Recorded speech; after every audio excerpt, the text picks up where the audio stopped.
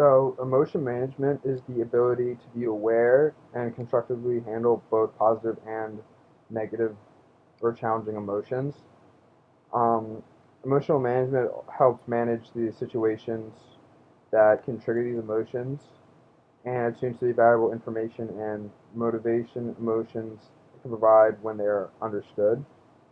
And by helping to learn these skills, you can learn the process of a range of feelings while also learning to self advocacy skills that will help in school, work, and life. So having this skill is really good for everybody to have because it's beneficial in all situations that people deal with.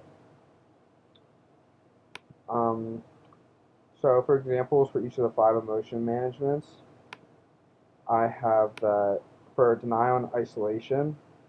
Um, for example, for this one, I thought that of when like say you were to hear that your girlfriend cheated on you, you hear this from like a friend or something, someone might just deny it and say there's no way that would happen because the emotions that it would bring them, like sadness or anger, they would just straight up deny that the entire thing happened to make themselves feel better.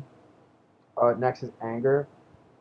Um, for example, for this would be lashing out after a bad grade. Like some people get really upset and it ruins their whole mood, so they just might be angry the rest of the day.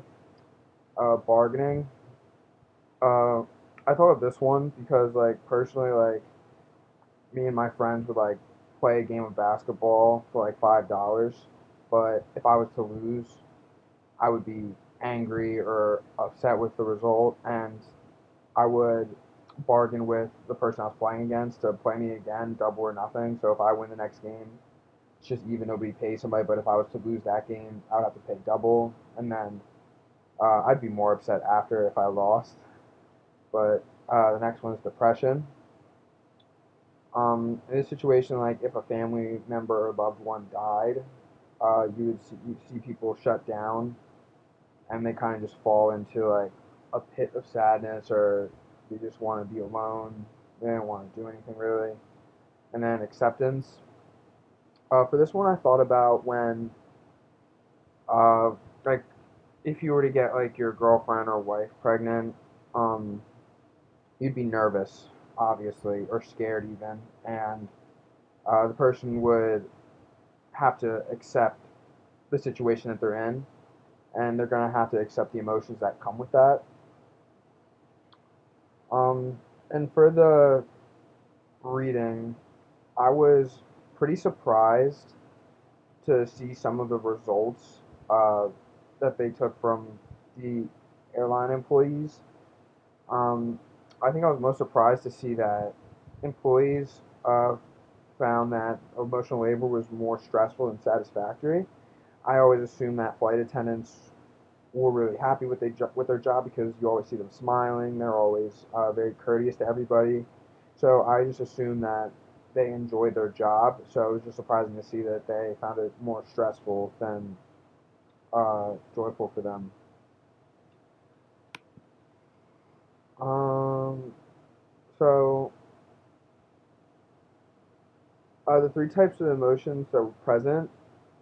Um,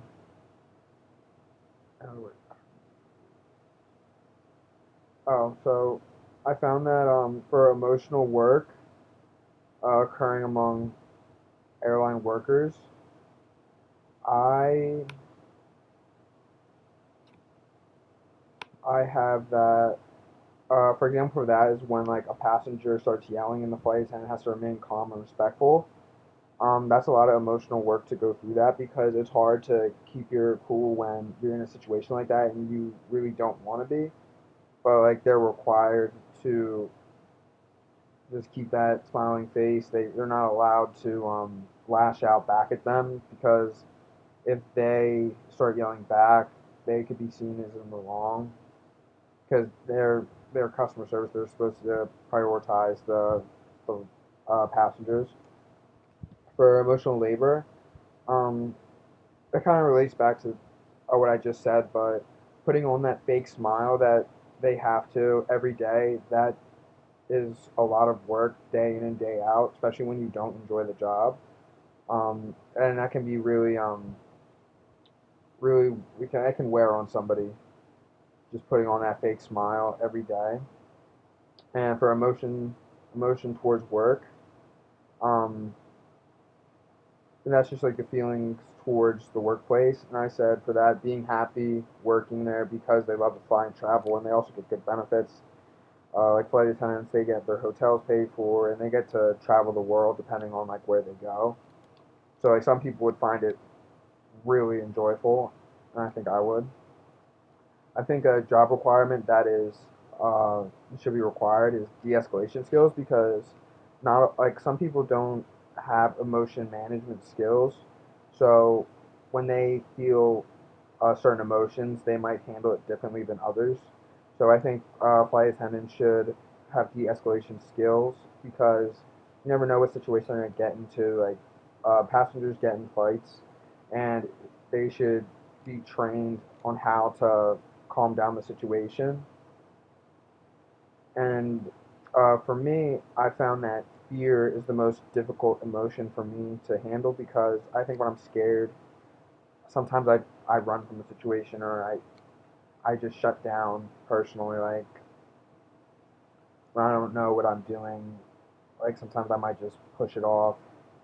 Like it happens with schoolwork, it happens in other parts of my life, but it's an emotion that I've tried to work on a lot.